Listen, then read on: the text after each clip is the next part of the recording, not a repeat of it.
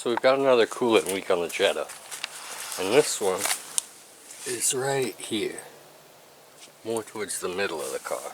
So if you're leaking coolant on the left side, it's probably your water pump. If you're leaking coolant in the middle, it's probably this end of the coolant pipe. If you're leaking coolant on this side, it's probably this gasket here. I'm sure everyone's looking for the shortest video with the quickest, easiest way to change these parts. And when I tell you step one is take the front bumper off, you're going to get disappointed and click off this video. Because a lot of people are doing it just by removing the battery, and then you can work down in here.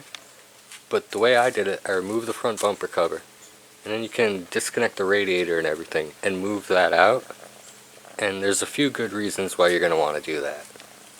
So the coolant pipe sits just like this. So you can't see this end of it down in here, and you can't reach down in there. There's no room here.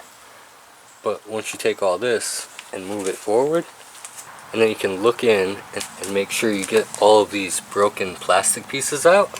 There's no way you're going to get all of these pieces out of the hole that's way down there from out here. That's the hole we need to clean out to put the coolant tube back in. This pipe just pushes into the engine over by the water pump over here, and then you put your coolant flange onto it, and your bolts go through that, and that's what holds it to the engine. You can pull this cover off, and I like to drain the coolant on my car right down here at the bottom of the radiator. So with a lowered car, there's not a lot of room, so you take the front bumper off and you have all that room. So to take the front bumper off, you have 1, 2, 3, 4 screws back here. It really only takes another 10 minutes probably to take this front bumper off, and you're going to have so much more room and be able to see what you're doing. So the same thing on the passenger side, take off the screws holding the front bumper to the fender liner. There are a couple pro tips, like taking the grill out. I usually just flop it out of the way and you can get to all those screws. Just lift up on those tabs.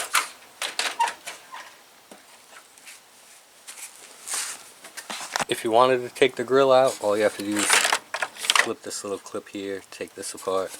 But that's a little tough to get back together, and it gets a little fragile.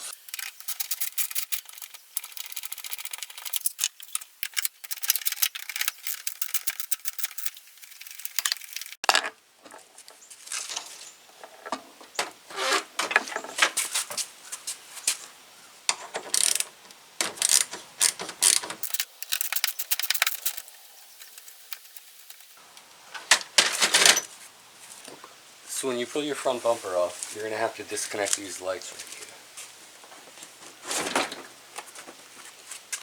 here. And then you just disconnect that, it'll pull right out.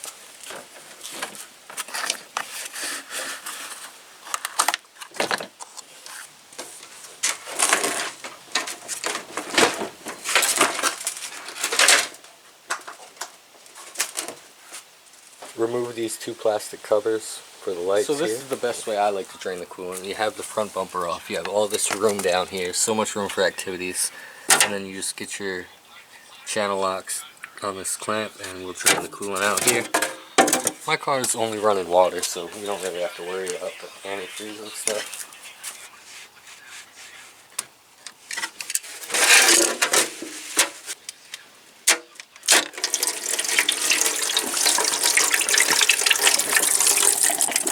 Take the cap off up here, that'll help it drain out. So we're upgrading to the cast aluminum tube with all new gaskets. And then we have the new coolant flange and the thermostat housing. There's the part number for that. I think I can do this without taking the battery out, but a lot of people are going to tell you you have to disconnect your battery. But if you can just move it out of the way a little bit, you might be able to do it.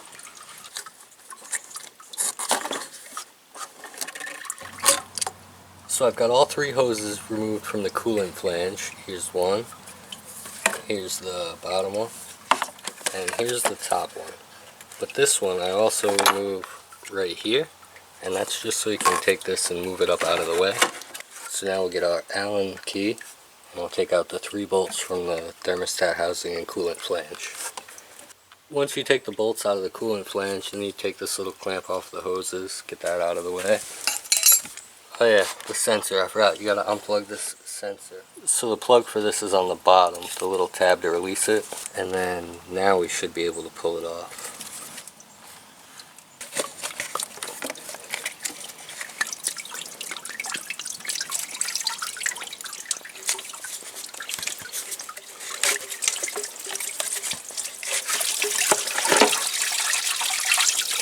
And then you just keep twisting it and moving hoses out of the way.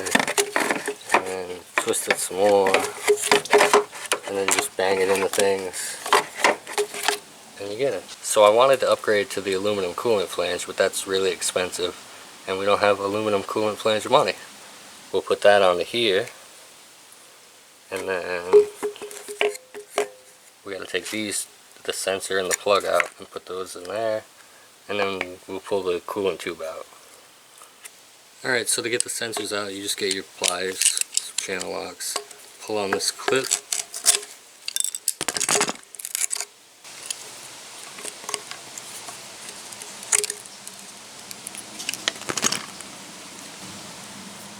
It's just wearing away after time, I guess.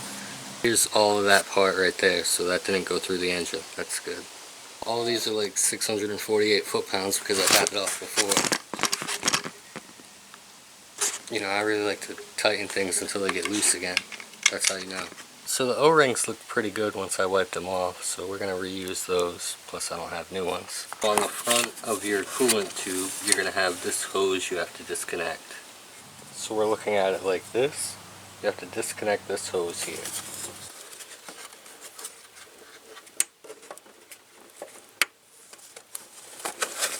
I think we just broke that plug off. So that really doesn't matter because we're replacing it. So let's see what we got going on here. Yep, we definitely broke it off. Alright, so instead of taking the battery off, I just took the whole front radiator and stuff. One bolt here, you know, your two in the front.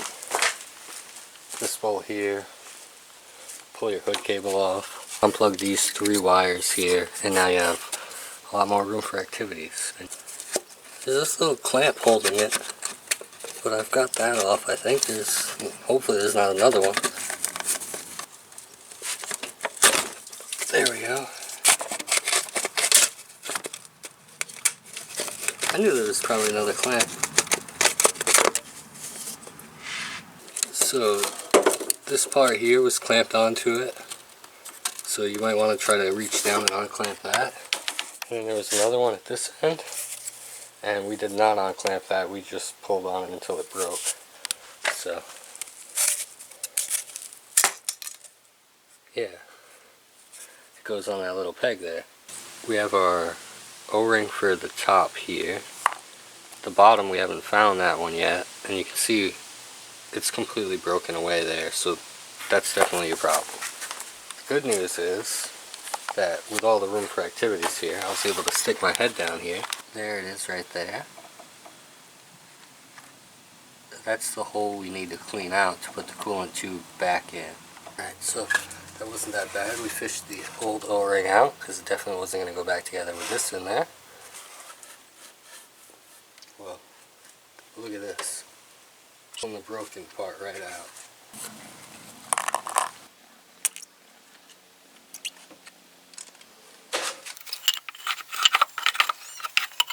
You got it completely backwards now. There we go. It's a pretty good fit. Yeah, so we just got to make sure that coolant pipe's all the way in. Alright, so we connected our line for the oil cooler here. That's the hose off the coolant pipe.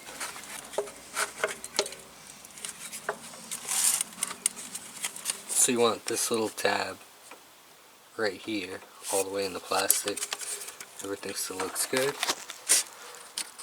Plug your sensor back in. So we're getting to that part where I can just end the video and tell you now put it all back together yourself without showing you how. So you're probably wondering, how do you get 600 foot-pounds on such a small Allen wrench? You got your wrench on your Allen key. Oh, look at that, that's like a quarter turn right there. So I guess that's our next step really. So we'll plug these plugs back in. Put the radiator back on.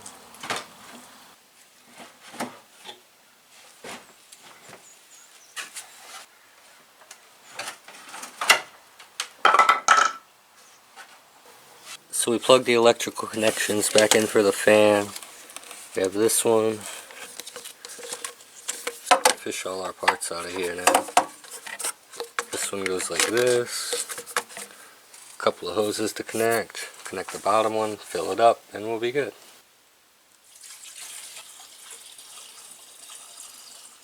Two and a half to 3 Halloween buckets full.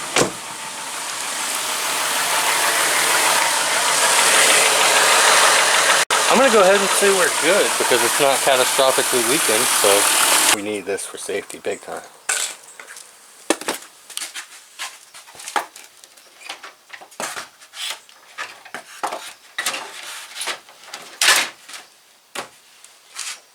So a little tricky, but it can be done with one person.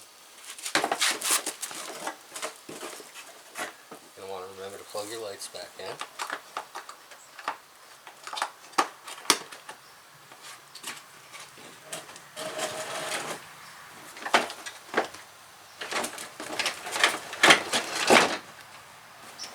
I've drove it probably 40 miles, so I know it's not leaking, and I'll give it another day or two, then I'll drain all the water out and put the coolant back in it, the European pink.